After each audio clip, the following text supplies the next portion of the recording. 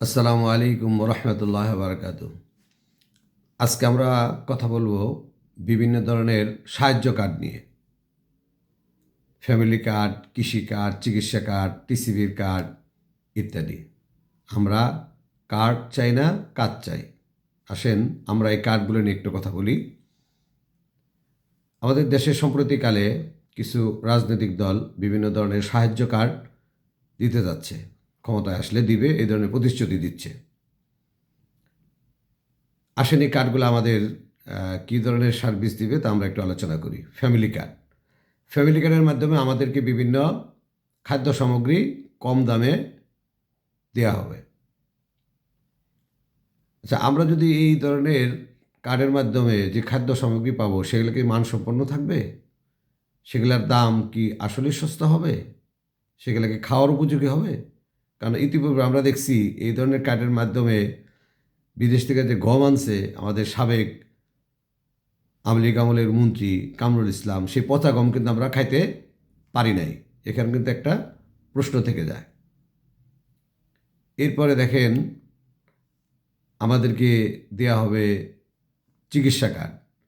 এই চিকিৎসা কার্ড দিয়ে আমরা যে হাসপাতালে চিকিৎসা নিতে যাব, সরকারি হাসপাতালে, তাদেরকে আমাদেরকে ঠিকমতো চিকিৎসা করবে এই কার্ড হোল্ডারদের? এই সমস্ত ডাক্তাররা যদি আমাদেরকে ঠিকমতো চিকিৎসা না করে, আমরা কি তার বিরুদ্ধে কোনো অ্যাকশনে যেতে পারবো? যে ধরনের ওষুধ দেওয়ার কথা সেই ধরনের ওষুধ যদি বলে ওষুধ নাই, ফুরিয়ে গেছে, শেষ হয়ে গেছে, সরকার দেয় নাই, আমরা কি তাদের বিরুদ্ধে কিছু করতে পারবো? এটাও কিন্তু একটা প্রশ্ন থেকে যায়। হয়তো এই সমস্ত রাজনৈতিক দলের উদ্দেশ্য খারাপ না, তারা হয়তো ভালোর জন্যই এই কাজগুলো করবে, কিন্তু আলটিমেটলি রেজাল্টটা কি আসলেই ভালো হবে? এরপরে দেখেন কৃষি কার্ড। কৃষি কার্ডের মাধ্যমে সার বীজ আপনারা সরবরাহ করবেন, সরকার হয়তো চেষ্টা করবে, কিন্তু এইগুলো দীর্ঘসূত্রিতার কারণে কৃষকের হাতে পৌঁছতে পৌঁছতে বা কৃষক পেতে পেতে দেখা গেছে কৃষি ওই বছরের যে ক্ষেতগুলা চাষের সময় তা চলেই গেছে। তখন আমি বীজ দিয়ে সার দিয়ে কী করব? কাজে আমরা কিন্তু সঠিক সার্ভিস পাবো কিনা এটা প্রশ্ন থেকে যায়। হ্যাঁ, সরকারি কিছু কার্ড অলরেডি কিন্তু আছে, টিসিবির কিছু কার্ড, যার মাধ্যমে কিছু সামগ্রী আমাদেরকে দেয়া হয় সস্তায়, সেটা চলমান আছে, হয়তো থাকবে।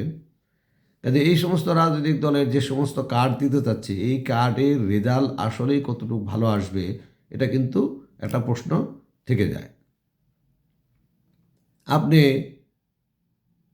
এর পরিবর্তে বরং এইটা সম্বোধনক হয় যে খাদ্যের বিনিময়ে আমাদেরকে বিভিন্ন খাদ্য সামগ্রী দিবে। কারণ এর মাধ্যমে দেখা গেছে দেশও কিছু সার্ভিস পাইল, আর যারা কাজের বিনিময়ে খাদ্য নিল তারাও কিন্তু সম্মান বোধ করবে। কেন সম্মান বোধ করবে? যে আমি তো কাজ করিয়ে নিছি, হয়তো আমাকে সরকার একটু কম দামে দিছে, বা আমি 5 কেজি গম পাওয়ার কথা বা 5 কেজি চাউল পাওয়ার কথা, সেখানে আমাকে 10 কেজি দিছে, এটা বরং বেশি সম্মানের হবে ফ্রির থেকে। এরপরে দেখেন যারা সক্ষম মানুষ, তারা যদি সারাদিন লাইনে দাঁড়িয়ে এই সমস্ত দ্রব্য সামগ্রী নেওয়ার জন্য থাকে, তাহলে তার শ্রমটা তো নষ্ট হলো, এবং এটা কিন্তু খুব সম্মানের না, বরং কিছুটা লজ্জার। অনেকে কিন্তু লজ্জা সেখানে যায়ও না। কাজেই আমাদের জন্য যেটা সবচেয়ে বেশি উপযোগী সেটা হচ্ছে দেশ থেকে যে ধরনের সিন্ডিকেট আছে, সিন্ডিকেট ভাঙ্গা, ঘুষ, দুর্নীতি, অব্যবস্থাপনা, এসব কারণে কিন্তু অনেক জিনিসের দাম আমাদের দেশে বেশি হয়, এবং দেশের অর্থ বিদেশে পাচার করার কারণে, দেশে ডলার সংকটের কারণে কিন্তু অনেক জিনিসের দাম আমাদের বেশি দামে বিদেশ থেকে আনতে হয়, এবং এই সিন্ডিকেটের কারণে সে বেশি যতটুকু দিয়ে সরকার আনে তার থেকেও বেশি দামে এরা সিন্ডিকেট করে বিক্রি করে, ফলে অটোমেটিক্যালি জিনিসের দাম বেড়ে যায়। সেই দামের কারণে অনেক গরিব মানুষ দেখা গেছে ঠিকমতো কিনতে পারে না। তাহলে আমাদের যেটা কোনটা বেশি ভালো, কার্ড দেওয়া নাকি জিনিসের দাম সুশাসনের মাধ্যমে, ভালো মানুষের দ্বারা শাসিত হওয়ার মাধ্যমে জিনিসের দাম কম থাকলে মানুষ যে এমনিই কমতে পাবে? অর্থাৎ আমাদের দেশে যদি এই ধরনের এই এমন একটি শাসন থাকে যে শাসনের কারণে দেখা গেছে জিনিসের যেটা ন্যায্য দাম, সেই ন্যায্য দামটাই বাজারে আছে, ন্যায্য দাম, তাহলে দেখা গেছে অনেক মানুষই জিনিস ঠিক মতো ক্রয় করে ব্যবহার করতে পারবে, তাদের ওই লাইনে দাঁড়ানোর দরকার নাই। আপনি আমাকে সিন্ডিকেট করে আগে গরিব বানাবেন, আর আপনি বড়লোক হবেন, তারপরে আমাকে একটা গরিব মানুষের একটা কার্ড ধরিয়ে দিবেন। এইটা তো আসলে কতটা যুক্তিসম্মত সেটা কিন্তু আমাদেরকে একটু ভাবতে হবে। কাজেই আসেন আমরা এই ধরনের সাহায্য কাজ চাই না, আমরা কাজ চাই।